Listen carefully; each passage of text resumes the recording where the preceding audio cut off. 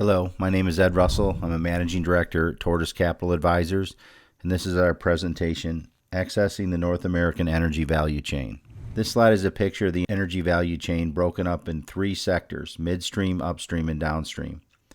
This is typically how the sectors are described, and the characteristics of the companies can be quite different. Let's start on the left with upstream. These are companies that get paid to find and extract crude oil, natural gas, or natural gas liquids out of the ground, and there is a significant amount of commodity exposure in upstream companies, and their value is highly correlated to the price of crude oil and natural gas. This sector does have companies with pipeline and storage assets, but in general, their focus is on extracting commodities out of the ground profitably. On the right side is downstream companies. They are the end user of these commodities. In the case of crude oil, it's refineries. For natural gas liquids, it could be petrochemical plants. And for natural gas, it would be power plants which are owned by utilities and used to produce electricity.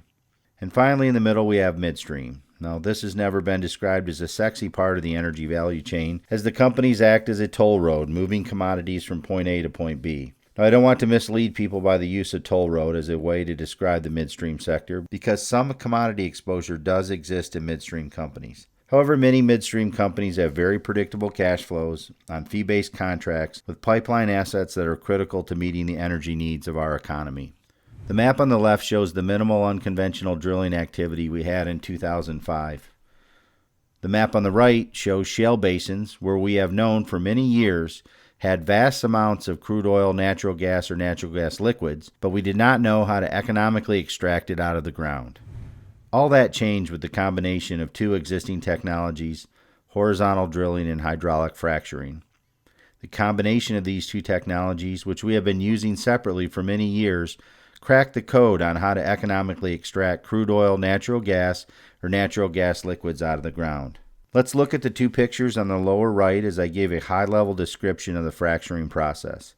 You drill vertically as much as 2 miles below the surface and turn the pipe horizontally and drill as far as 2 to 3 miles, depending upon the size of the land leased. Within horizontal sections of the pipe, holes are created through sleeves or small explosions, and a combination of water, sand, and some chemicals are injected under pressure. This sand and water break open the shale rock, and when water flows back into the well, the sand remains and props open the rock, allowing crude oil or natural gas to flow back into the pipeline. The price of oil dropped substantially since reaching a high in June of 2014, with most of that drop occurring in the last 2 months.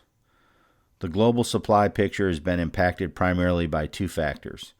The chart on the right displays U.S. production based on estimates from 2013 and what actually transpired in 2014. And as you can see, we have far exceeded our expectations to the tune of an additional 1 million barrels per day.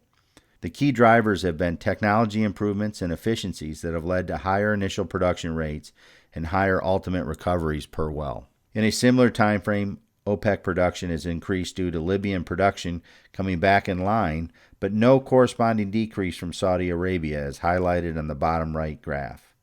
OPEC effectively decided at their late November meeting that they would no longer serve as global arbiter of price, and hence prices fell. Over the last 7 years, we have seen dramatic production based on drilling activity in these basins. In North Dakota back in 2008, they produced slightly over 100,000 barrels per day.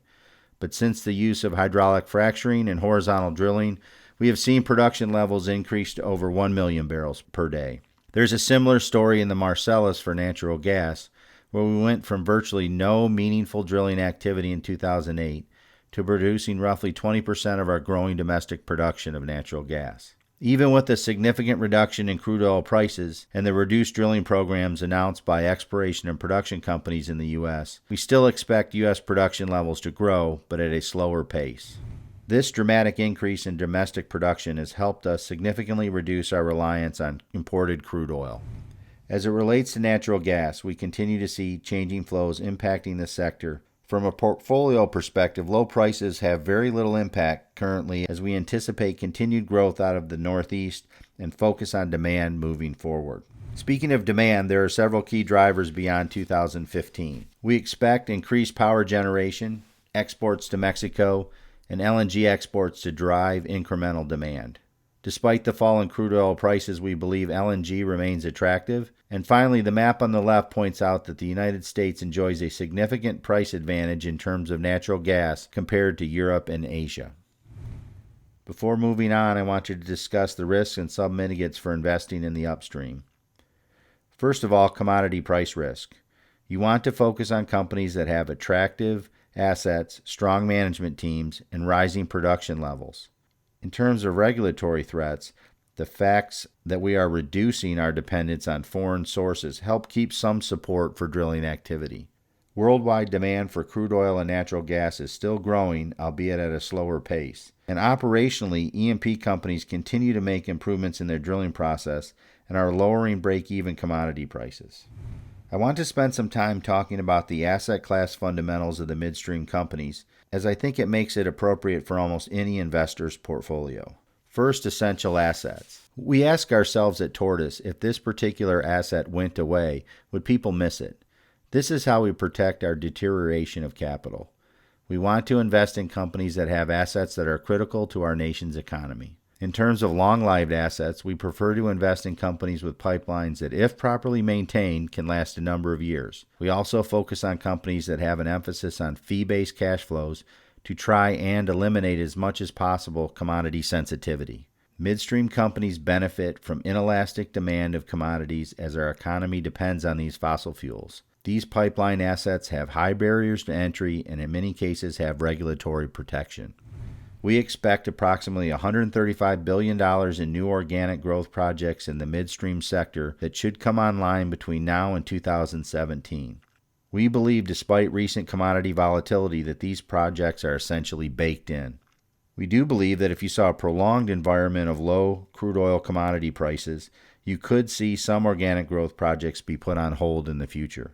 Even with the potential for some organic growth projects to be put on hold, I want to remind investors that MLPs have other ways to grow their distribution besides organic growth projects. These can include drop-down transactions from their general partner, improvements to existing pipelines, and acquisitions. The slide lists some recent examples of how these opportunities for MLPs or midstream pipelines took place. So let's talk about the risks and mitigants for the midstream sector. Increasing interest rates or inflation. Now, midstream companies are not immune to initial interest rate risk or fear, and just like any distribution-paying entity, they could seem less attractive initially. But the historical growth rates of these securities have provided attractive returns in these rising interest rate environments. And finally, long-term contracts and regulated assets help protect against economic downturn. Moving to the downstream sector, the beneficiaries can include steel mills, refineries, and petrochemical companies. This map shows the significant presence of the energy value chain in the United States. There are a number of themes we think can make sense for investors in the downstream area, such as refiners taking advantage of low-cost feedstocks, power plants switching from coal to natural gas, petrochemical companies building new facilities to take advantage of their access to low-cost natural gas liquids. And this is our presentation, Accessing the North American Energy Value Chain.